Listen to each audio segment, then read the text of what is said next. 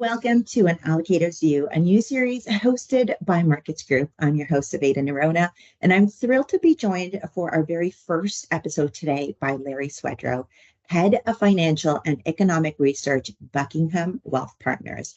Since joining the firm in 1996, Larry Swedroe has spent his time, talent, and energy educating investors on the benefits of evidence-based investing with enthusiasm few can match. He authored 7 books and co-authored 9. Larry is a sought-after speaker and has made appearances on national television shows, airing on NBC, CNBC, CNN, and Bloomberg Personal Finance. Larry is a prolific writer, contributing regularly to multiple outlets, including Advisor Perspectives, The Evidence-Based Investor, and Alpha Architect. Larry, thank you for joining me today on this interview. And we've got a lot to cover in a short amount of time. So let's dive right in. The markets today are volatile, uncertain. There's talks of a recession in 2024. And of course, inflation is at its highest. What's your view on the economic and market outlook, and what does the future look like?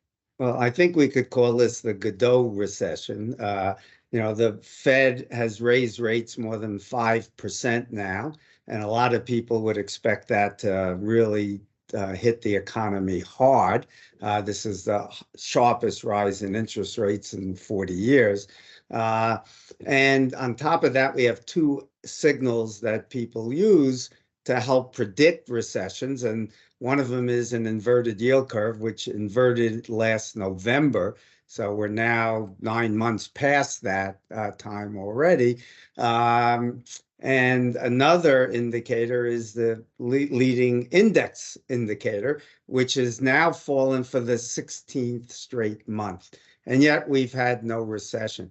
And I've been writing regularly in my articles about why that recession has not arrived. The first explanation is that the federal funds rate is not high enough to slow the economy. In order for monetary policy to be considered tight, the Fed funds rate should be higher than the nominal growth in the GDP. We just had 2.5% GDP growth, call it 3.5% inflation. We're not there yet, and you need a higher rate to get a restrictive policy. So while the Fed has raised rates 5%, it's not enough. Another explanation is that the central banks of the world have only removed about 1/3 of the 11 trillion in liquidity that they added into the system. And because of that, monetary policy still overall not tight enough. And then the Biden administration has run the most stimulative fiscal policy ever at a time of full employment. We're at 3.5%, and we should be running budget surpluses at full employment. The budget deficit is now projected to be 6.3 or even higher for this year. And the Inflation Reduction Act, which should have been dubbed the Inflation Stimulus Act, is likely to make that even worse. So there are lots of reasons why we haven't had a recession, and that includes lots of individuals, which make up most of the spending in the economy, about 2/3 of the economy, consumers. Many of them took advantage of the low rates and extended the maturity of them more, so they're not hurt by it, and many corporations did as well, so it will take years maybe before they will get hit. Another key factor I want to point out that people are missing is the economy has changed greatly in the last 40 years. From the time Volcker tightened policy to fight the last big round of inflation in the 80s, then manufacturing was about 1/3 of the economy. And then you add in housing, and those are the 2 sectors that get hit hard by high real interest rates. Today, because of the shift in the economy, manufacturing only accounts for less than 10% of employment.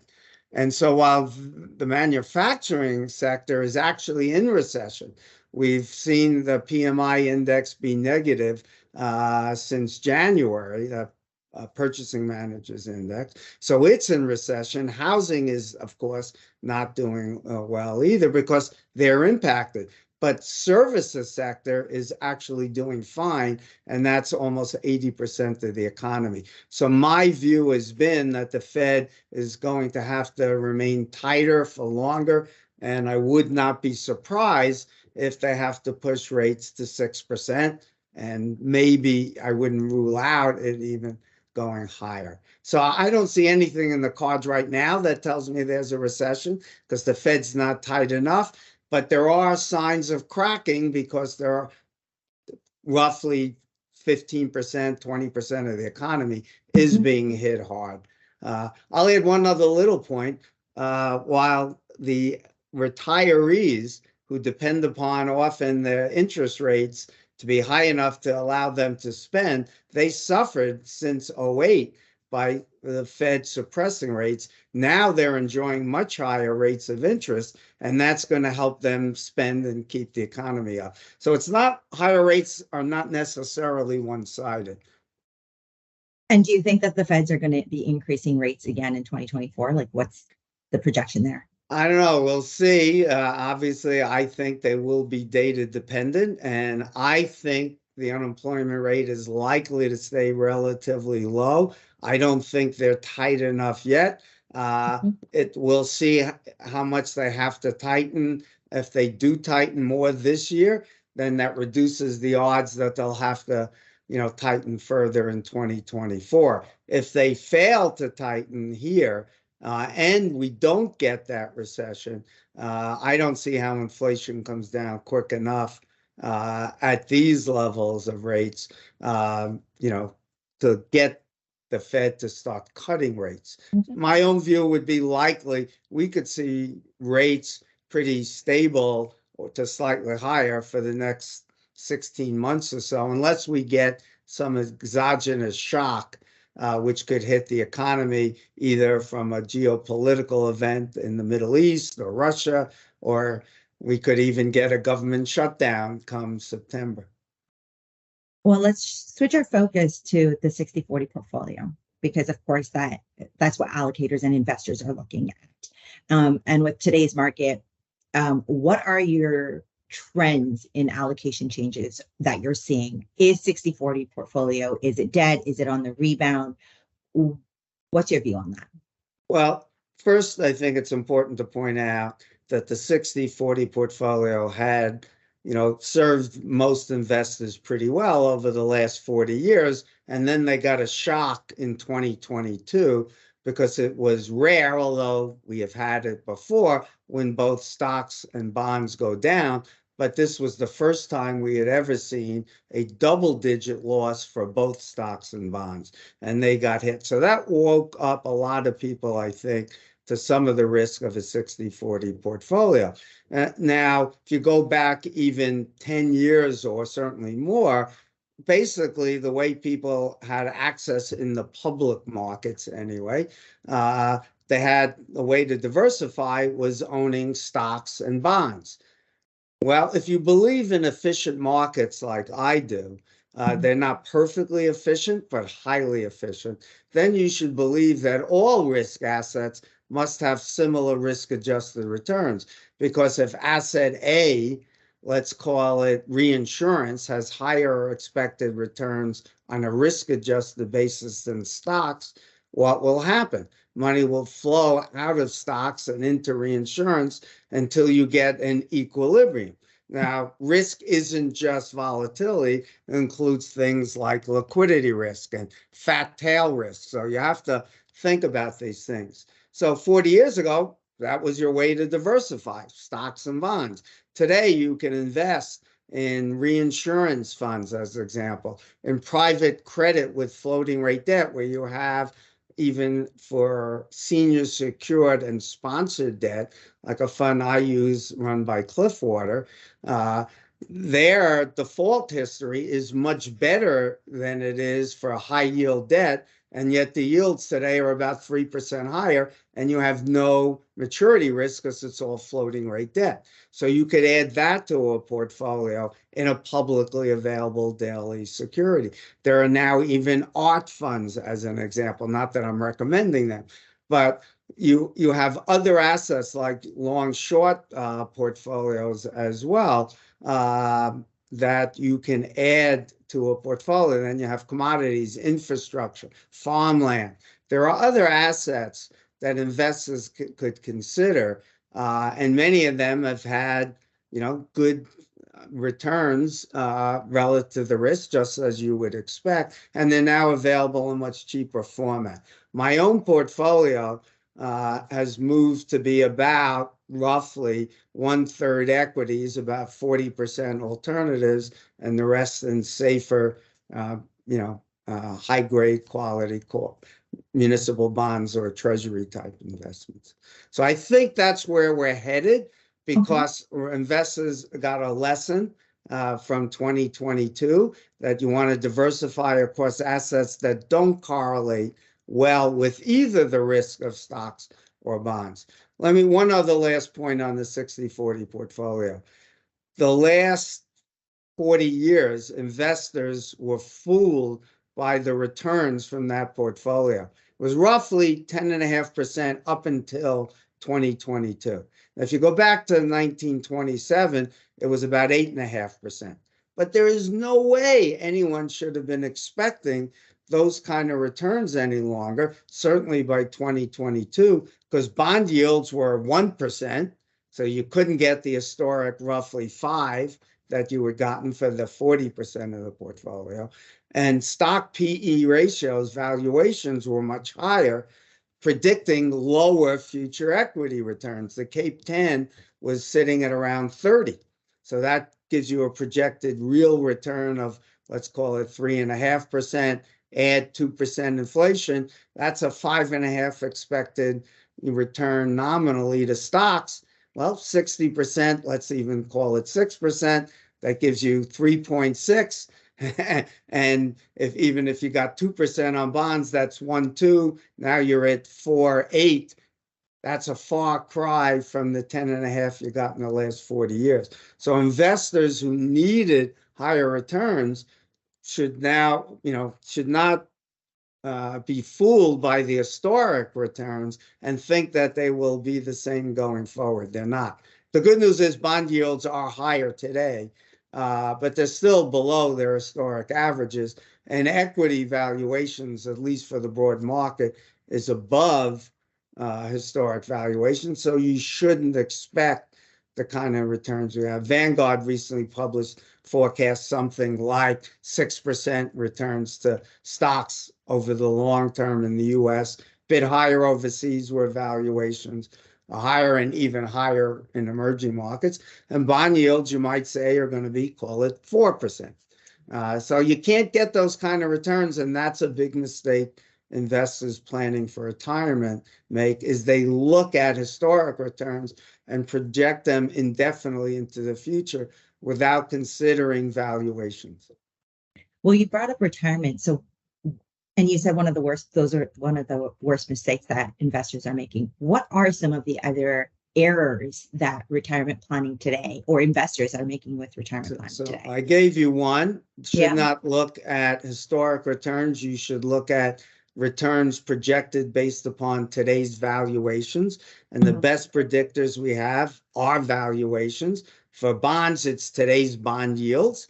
And for stocks, as good as any is the Cape 10. And so you invert that to get an earnings yield. So if the Cape 10 is 30, you get 3.3% real. And then you can add in an inflation expectation, which today might be 2.5. And that gives you your expected nominal return to stocks. So that's mistake one. A second mistake, I think that's the most common.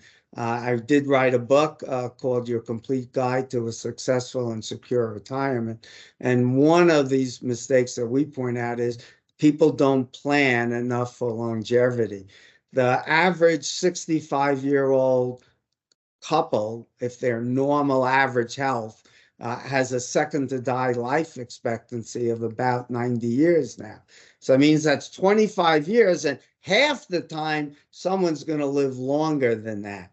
And you don't want to be in the half that's run out of money. So you really need to plan for at least 30 years, I think. And then, given the advances in medical science that we're achieving, you may even want to plan at least to 100.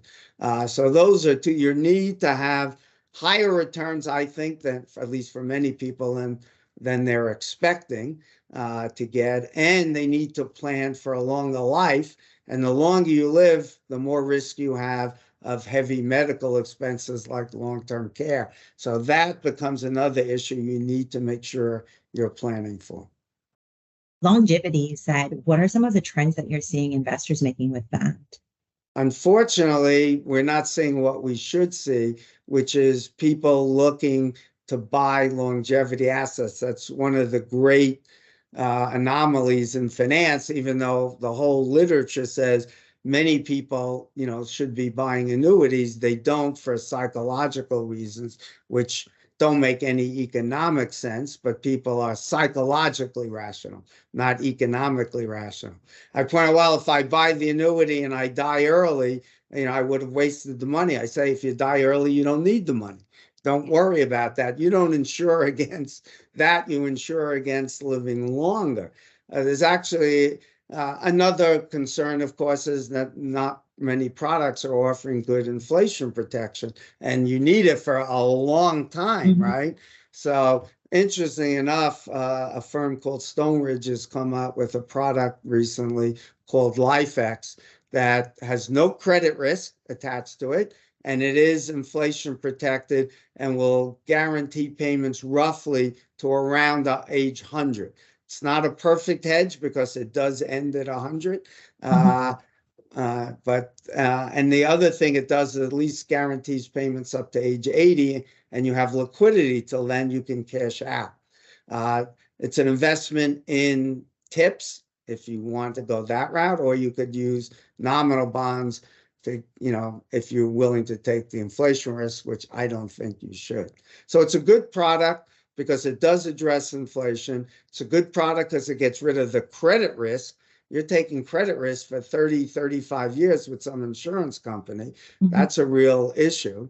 And this addresses it. It's not perfect because you still have some of the risk beyond age 100, but only 1 or 2% of the people will live that long. So let's share your focus into what's your views on investing in emerging markets and in real assets.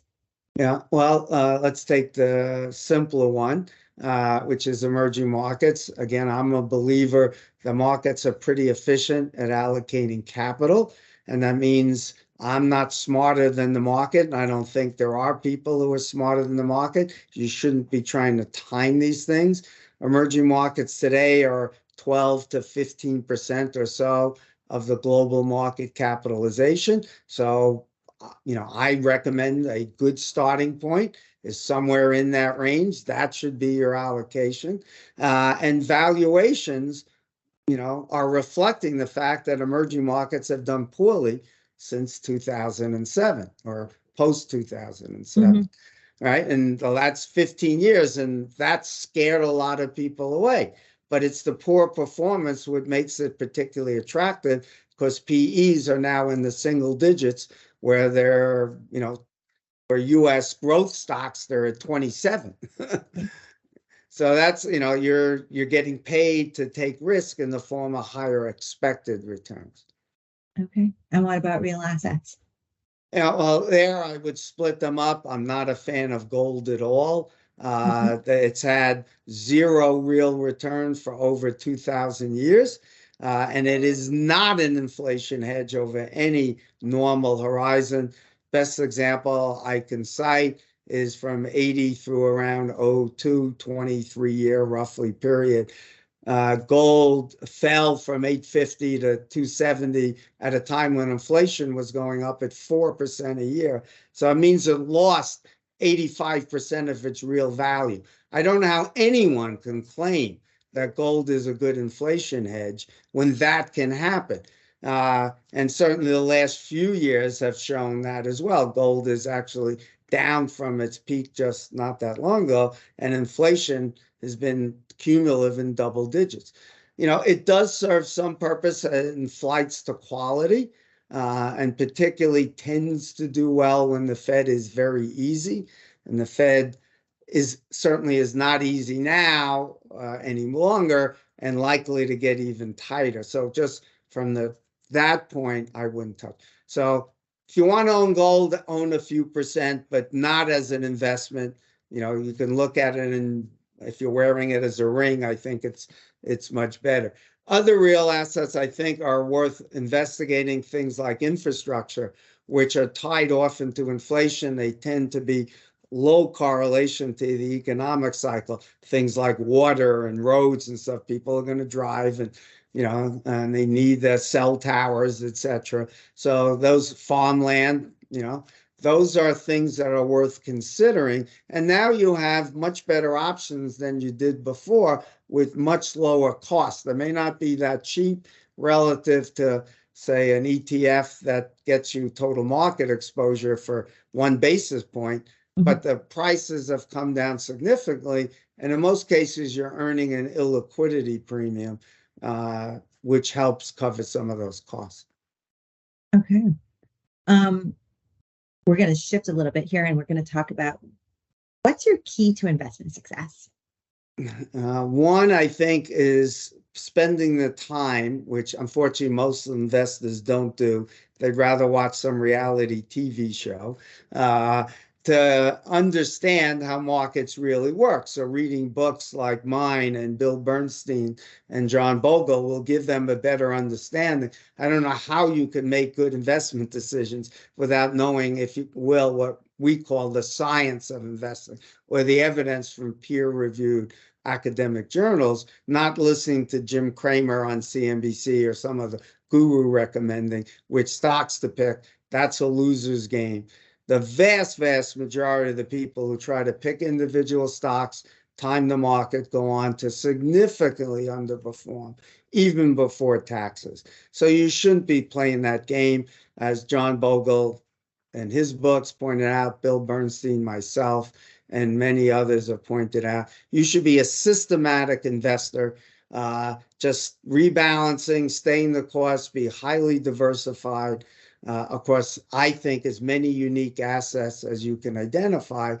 And here's the worst mistake I think investors make. They think when it comes to judging the performance of a risk asset, that 3 years is a long time, 5 years is a very long time, and 10 years is an eternity. When it comes to risk assets, 10 years is highly likely to be nothing more than noise.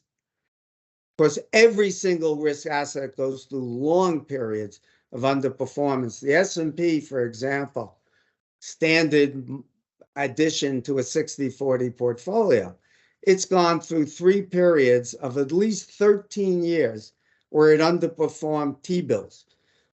And the longest period of that is 66 to 82. That's 17 years.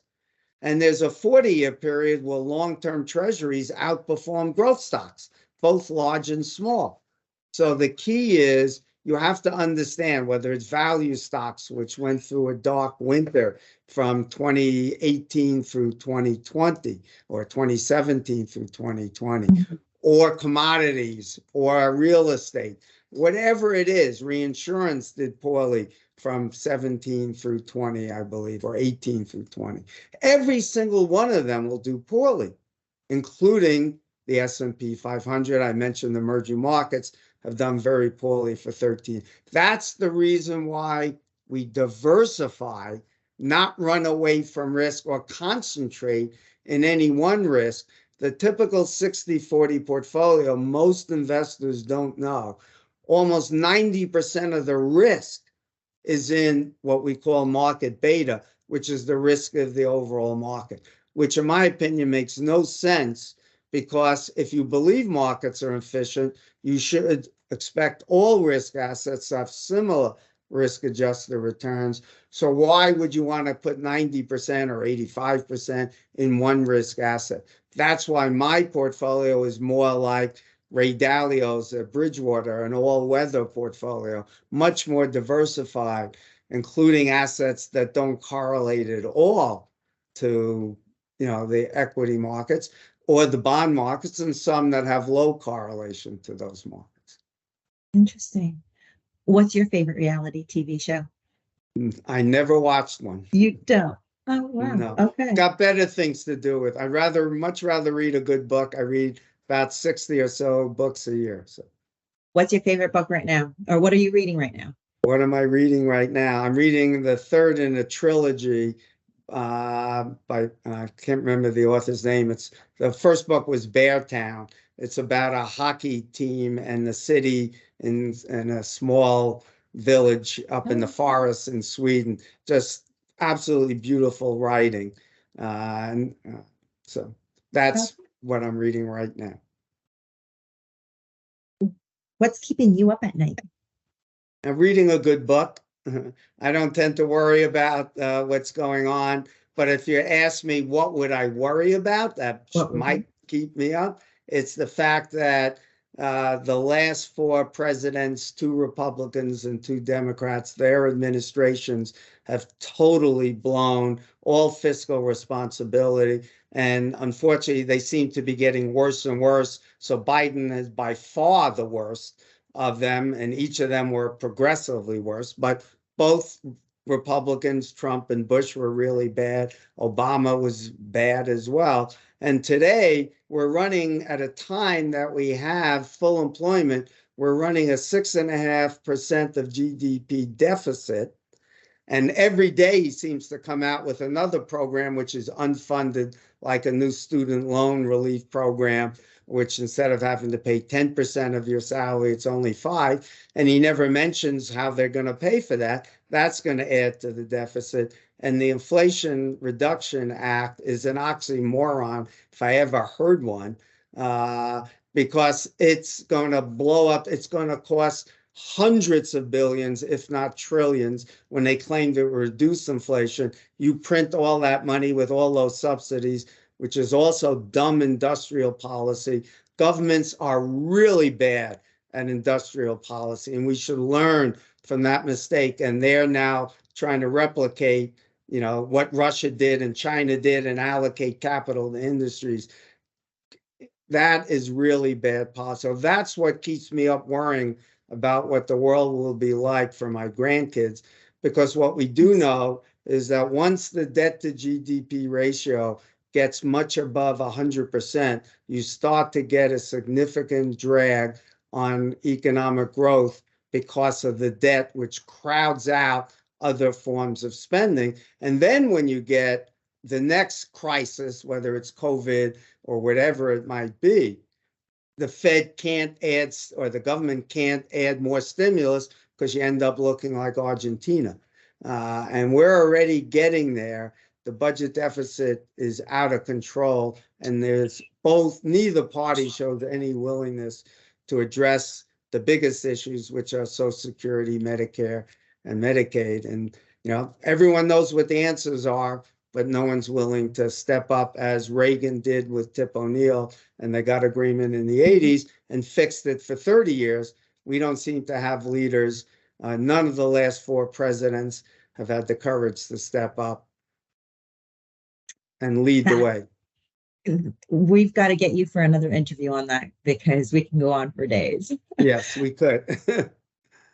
Larry, what are you working on next? I'm actually working on an updated version of a series of 2 books I wrote about 15 years ago, which is I learned long ago, and readers of my books will recognize this. Someone wise told me this. He said, Larry, if you tell somebody a fact, they will learn. If you tell them a truth, they'll believe. But if you tell them a story, it will live in their heart forever. So in my books, I take analogies to sports and cooking and movies and history and create an analogy that enables people to understand the very difficult concepts that many people find in the world of investing. So, for example, you want to talk about diversification, you explain when my wife wants to make her cookies a little sweeter, what do you add? It's not sugar, it's salt. It's salt chemically mixes with the other ingredients. So the point then being, if you understand that, you can understand how adding emerging markets, a risky asset, can actually reduce the risk of the overall portfolio, because there are periods when emerging markets will do well and the rest of the equity portfolio may not be doing so well. So I wrote 2 books called Wise Investing Made Simple and Wise Investing Made Simpler. Each had about 30 stories. I was decided when COVID hit and I had a little extra time, I asked us, all right, let's see if I could update those books, take the best of the stories from those 2 and add others. And I just signed an agreement with Wiley to have that book published. I'm assuming it'll be sometime maybe first quarter of next year. That's actually the books I'm most proud of in helping people to understand how the world of investing really works. Well, we look forward to seeing those books come out and seeing the updates on it.